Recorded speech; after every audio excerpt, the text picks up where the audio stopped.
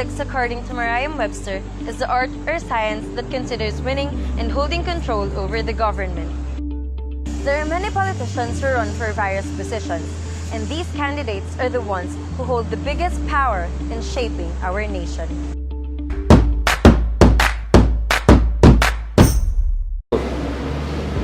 Oh, hello there. Election day is legally established for the election of public officials, endorsing themselves to the mass to gain their trust.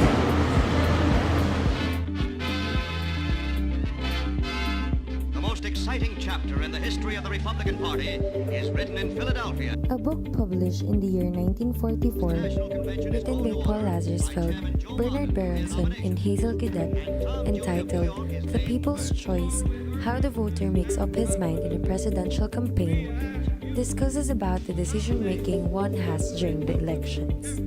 The authors discovered that most of the voters in the 1940s election got their information about the candidates from other people's opinion who read about the campaign in the newspapers and not directly from the media. In an encyclopedia called Britannica, it is clearly stated that before Lazarsfeld conducted a study about this book, he initially assumed that mass media has a direct influence to its audience who consume and absorb the media messages. However, after research, it showed that about 5% of people changed their voting preferences. Therefore, concluded that the word-of-mouth transmission plays an important role, with the mass media limited on influencing most individuals. Having this book studied, another form of communication model called the two-step flow model has been made. Two-step flow model is a theory of communication which states that interpersonal interaction has a far stronger effect on shaping public opinion than mass media outlets. There are two participants in this flow of communication: the opinion leader and the audience. The opinion leaders are the ones responsible for giving details and filter information that they gathered from various mass media. They share their own opinion on a certain situation, event, or products that can affect the preference of their subordinates. Audiences, on the other hand, are the ones who receive any information given or shared by the opinion leaders. This model begins when a certain medium releases any form of information for the opinion leaders to see, and these opinion leaders will therefore gather individuals that could possibly be influenced by whatever they say. However, in any model of communication, occurrence of criticisms are inevitable. According to Wayman, there are 4 significant weaknesses of the two-step flow proposition. One is that the mass media are able to directly convey new messages to audience, even without a significant opinion leader. Second, they do not consider factors such as awareness, evaluation, interest, and trials and adaptation, in which particular sources are more likely to be used. Third, the model ignores about the horizontal flow wherein the opinion leaders think about themselves and not the people lower than them. Fourth, the model was criticized for its methodological weaknesses for the use of the same measurements in acquiring different informations, such as political views and consumer items. Since we are more technologically advanced and we tend to have different reaction towards shared information, there are various ways of real-life application that this model of communication can offer. Since the use of blogs are at the rise of popularity, watching a content that catches a person's interest can affect their way of thinking towards the topic.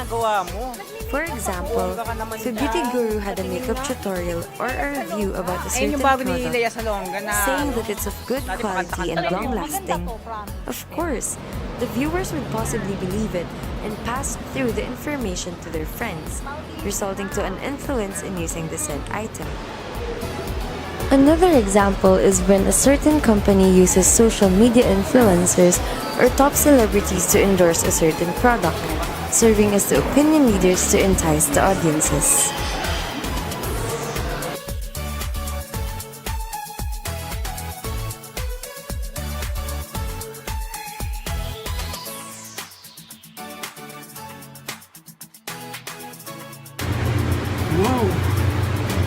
Malamig.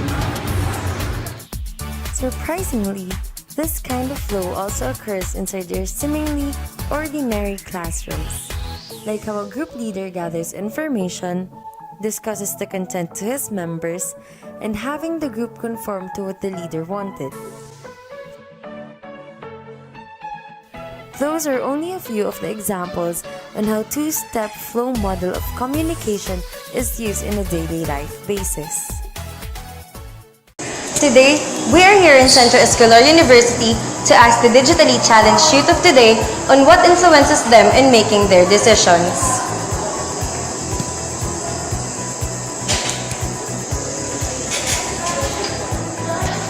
Hello po, pwede po ba kayo ma-interview saglit? Sige.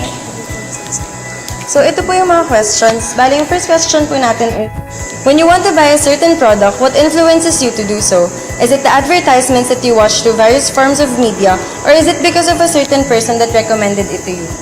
Yung yung nag-recommend, kasi parang subok na niya yun eh. Kaya, pag sinabi niya sa akin, uy, gamitin mo yung ganitong product, gagamitin ko, try ko, kasi subok na niya. Saka kasi diba sa media, alam natin na kapag sa mga commercial, merang hindi totoo, mga totoo. Pero yung sa tao, sabok na nila, saka sure ka na maganda yung effect ng product. Ako din, mas nagbe-base ako dun sa reviews ng tao kasi nga na-try na niya yung product. Ako sa media, kasi may mga pina-follow naman akong brands. Pag nakikita ko, nag-release sila ng bago na gusto ko i-try. Yung taong nag-recommend sa akin. Siyempre kapag nanonood tayo ng mga commercial, siyempre gagawin nila lahat para ma-persuade tayong bilhin yung isang bagay. Kahit magsinungaling sila, para lang bumili tayo ng product nila. Pero kapag galing dun sa taong pinagkakatiwalaan natin or yung taong nag-recommend sa atin, proven and tested na nila. So, yun ang pipili. For me, yung a certain person recommended it to me. Mostly, I buy products or siguro mga services through the recommendations of people. Why? Kasi dun sa recommendations na yun, alam ko kung ano yung consequences, kung bibilin ko ba itong product na to and maganda ba siya, and siguro dun din sa tao na parehas kami ng interest.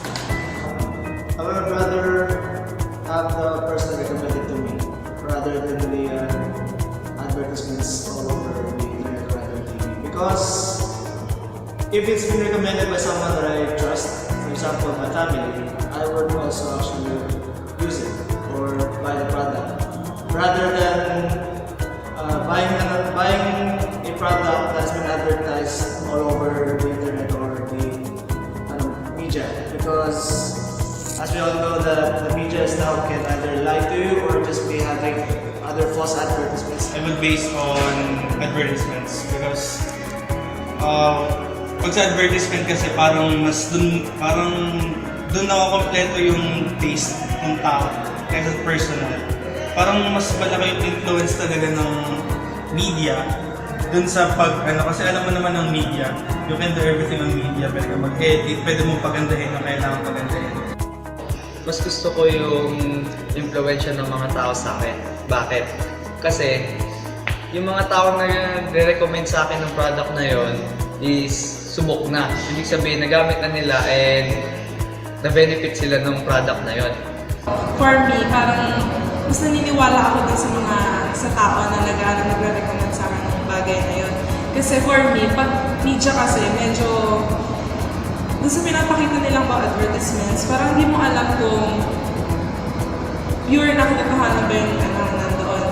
Sa akin, pag bumibili ako, mas nakaka-influence yung mga friends ko, yung mga kilala ko kasi yung mga mas reliable sila kasi personally ko sila kilala. Para sa akin naman, dun isa makakilala ko din kasi na-try na nila yung product na yan kaya may gusto wala ako.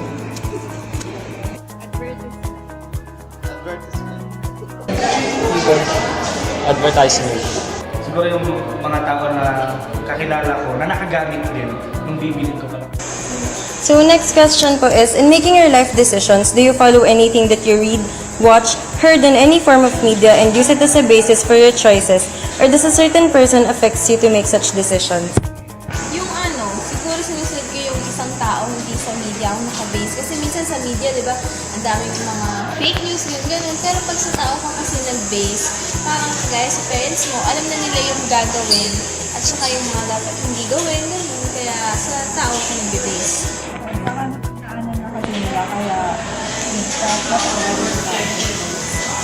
Same lang din. Parehas din kasi pag yung mga friends mo, family mo, malakas yung impact nila sa'yo dahil napag-decision sila. Sige po, thank you po. Person influences me to make my own decisions. Kasi lalo-lalo na kapag pumipili ako ng isang desisyon na sobrang bigat o sobrang laki na makaka-influensya sa akin. Lagi kong hinihingi yung advice ng parents ko. Kasi nga, di ba, yung mga taong mas matatanda sa atin, mas may experience sila. First option, because some of those media is actually very useful. That's why they're made. It's just to give a lesson to whoever watches or read the certain media, rather than being from another person, because sometimes you can't trust another person's opinion. Maybe they have other plans for you or whatever they say to you afterwards. Yung nababasa ko, kung legit yung source, doon ako naniniwala. Yun yung ginagamit ko. Kung make ako ng choice, mas pinaniniwala ko, syempre yung nagbabasa ko din. Yun din merong contradict din. Pero kasi there are some authors na talagang credible when it comes sa sinusulat nila. Mas gusto ko yung mga person kasi sila yung talagang naka-influence sa akin na gumawa ng life decisions or anything. Yung mga person na tumutulong sa akin para makagawa ko ng sarili kong desisyon. Medyo mas naniniwala ako sa sa mga tao din. Same lang din yung sa first. Ay, nasagot kasi, di ba pag friends mo, di ba kilala mo nga personally, tapos alam mo na yung mga experiences nila totoo based on real life. Para sa akin naman, sa media ako naka-base kasi doon mas maraming pang choices sa pagtitira sa mga opinion ng galing sa ibang tao. Media. People.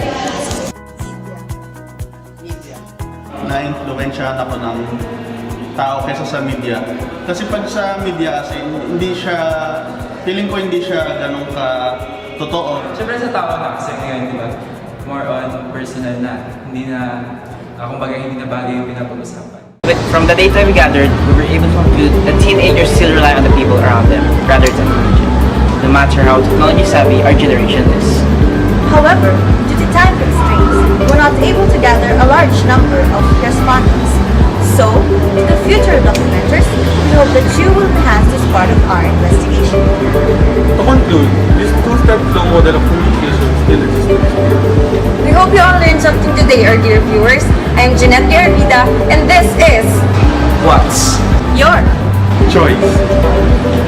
Listen, Learn, and Decide.